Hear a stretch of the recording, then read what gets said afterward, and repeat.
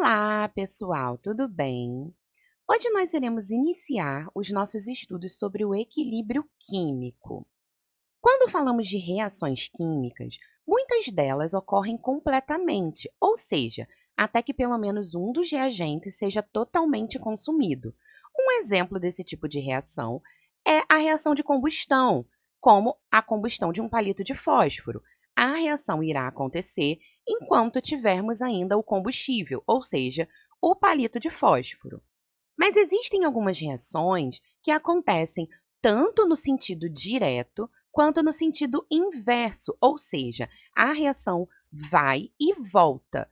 Esses sistemas são denominados reversíveis e são representados por uma seta dupla para indicar que aquele processo ou aquela reação química pode acontecer em ambos os sentidos.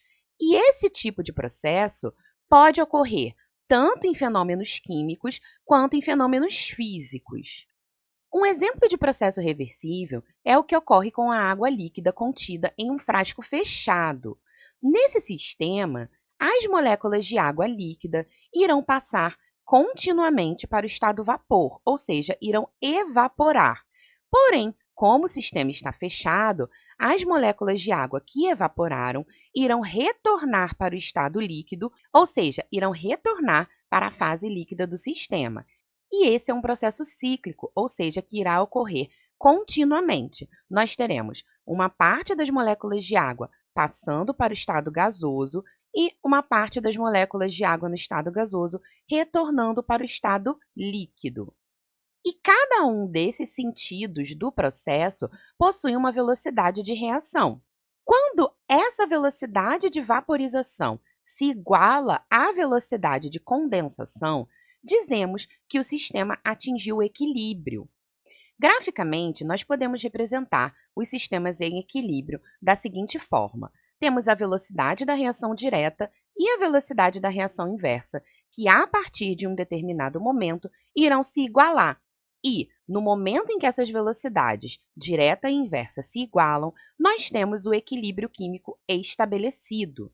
Uma consequência importante é que, apesar das duas velocidades serem iguais, não necessariamente as quantidades dos participantes serão iguais.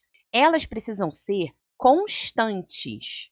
Ou seja, a partir do momento que o equilíbrio químico é estabelecido, as quantidades não irão variar, mas elas não precisam ser obrigatoriamente iguais. Quando falamos de uma transformação química não reversível, a concentração dos reagentes irá diminuir até chegar ao valor zero, desde que aquela reação esteja na estequiometria correta, enquanto a concentração dos produtos irá aumentar até o máximo para aquela estequiometria.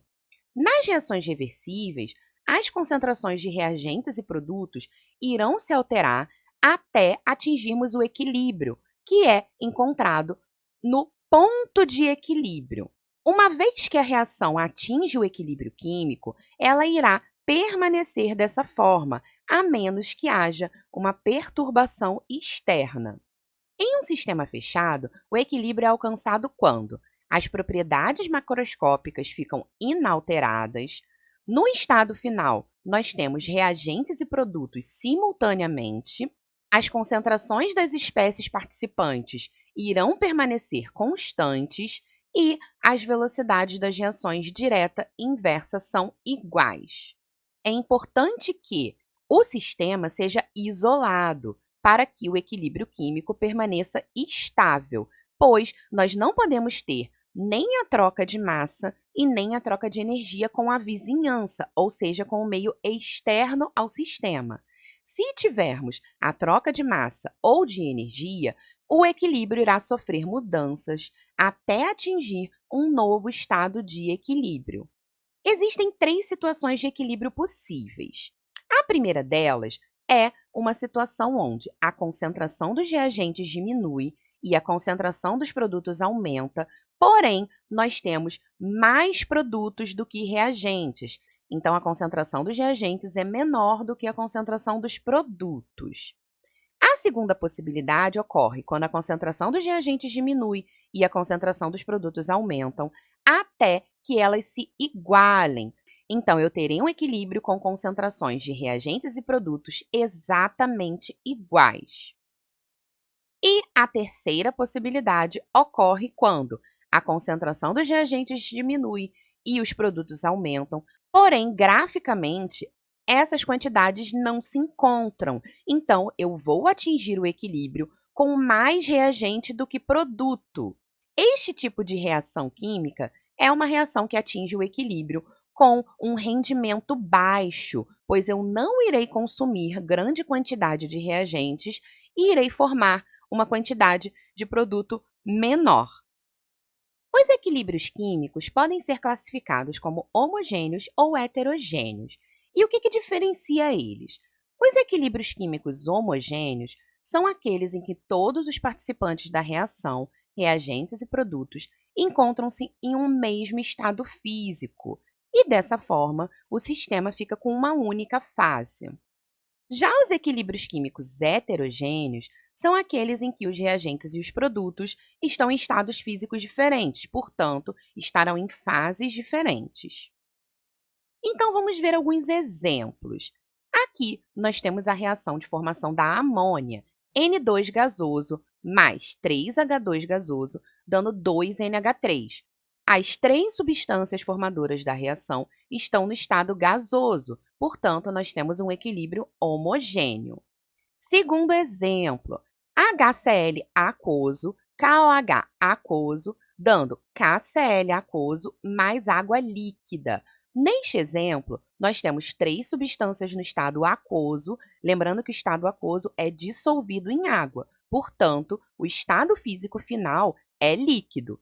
E a água também está no estado líquido, então todas as substâncias encontram-se na mesma fase, que é a fase líquida. Então, o meu equilíbrio também é homogêneo.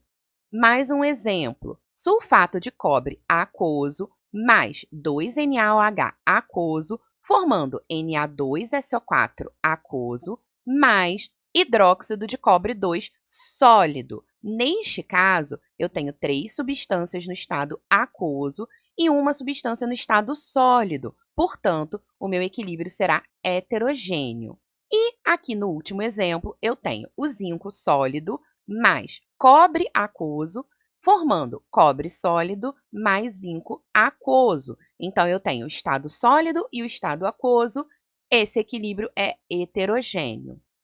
Bom, gente, essa foi a nossa aula de hoje. Espero que vocês tenham entendido e até a próxima!